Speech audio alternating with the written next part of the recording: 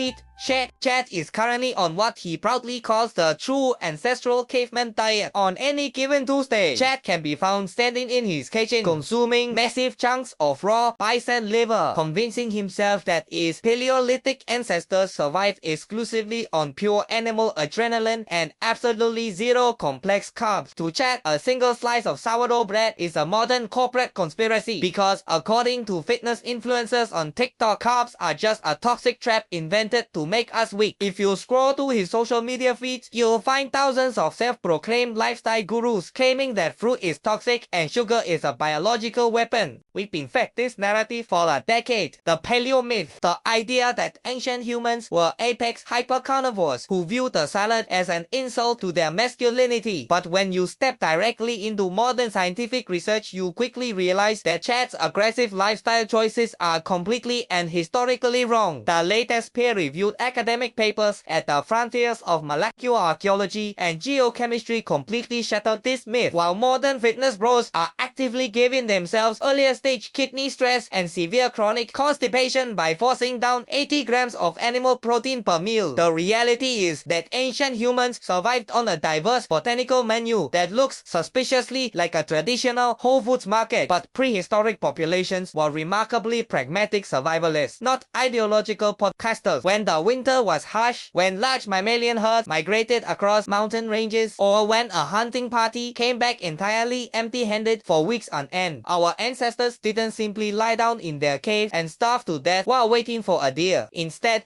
they ate a massive amount of carbs. Contrary to everything the internet gurus are telling you, complex starches are the exact evolutionary fuel that allowed our brains to grow so large in the first place. To understand the real prehistoric menu, we gotta travel back nearly 800,000 years, long before Homo sapiens even showed up. Our ancestor Homo erectus was chilling by an ancient lake at a famous archaeological site in modern-day Israel called Gesher Banot Yaakov. For decades, scientists looked at the stone tools found here and thought, ah, yes, tools for smashing animal skulls. Classic. But in 2024, a massive study in the Proceedings of the National Academy of Sciences completely shattered that assumption. When researchers looked closer, like microscopically closer inside the tiny cracks of these stone anvils, they found over 650 ancient starch grains. So what were they crushing? Animals? No. Acorns, water chestnuts, and yellow water lily roots. These were not desperate scavengers eating dirt because they missed a deer. This was a high-calorie botanical buffet. Think about this. Raw acorns are packed with tannins. Eat them straight from the tree and you'll ruin your kidneys and experience excruciating stomach cramps. But 800,000 years ago, these pre-human geniuses knew how to process them. They used stone anvils to shell them, washed them to leach out the toxins, and used controlled fire to roast them. They were transforming toxic plants into storable stashes of pure carbs and fat. Long before anyone even thought about farming wheat or corn, Homo erectus was already crushing the whole plant processing game. You think that was just a lucky one-off phase? Let's fast forward in time and head east. Welcome to southern China, roughly 100,000 years ago. Early Homo sapiens were chilling inside the limestone cast of Yong Cave. Honestly, the only reason we know exactly what they ate for dinner for thousands of generations,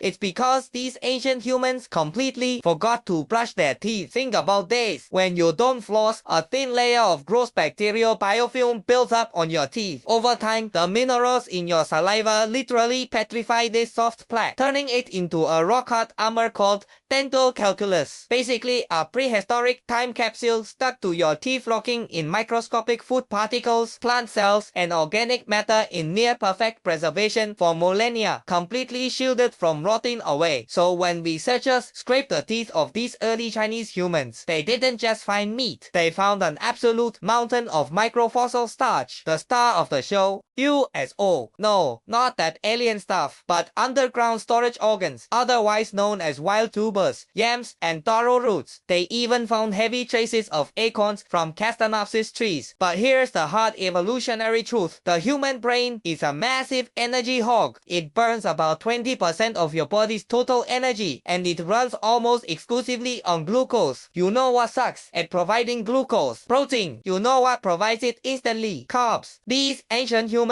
were not caveman dieting, they were fuel loading. Their teeth prove these early Asian Homo sapiens were were actively dragging these roots back to their caves and cooking them. When large animals migrated or died out, our ancestors didn't panic. They just pivoted to digging up underground carb gold mines, which brings us to the ultimate historical irony of our modern era. Let's take a look at a 2019 review in European Endocrinology that tracked what Paleolithic humans actually ate. The data reveals that when archaeologists look at modern hunter-gatherer tribes like the Hadza of Tanzania, who still chill in the exact environment where human evolution started, when they run chemical tests on ancient bones, the fantasy of the all-meat caveman crumbles. In warm, tropical and temperate zones, the real paleo diet was frequently a 70% plant-based affair. For long stretches of the year, it was quite literally a paleo-vegan reality. But don't go confusing their diet with a modern grocery store vegan section. They weren't eating highly processed soy burgers or factory-made nuggets. They were consuming massive quantities of wild baobab fruit, tart berries, wild legumes, and fibrous nuts. The average Paleolithic human consumed between 45 to 100 grams of pure plant fiber every single day. For context,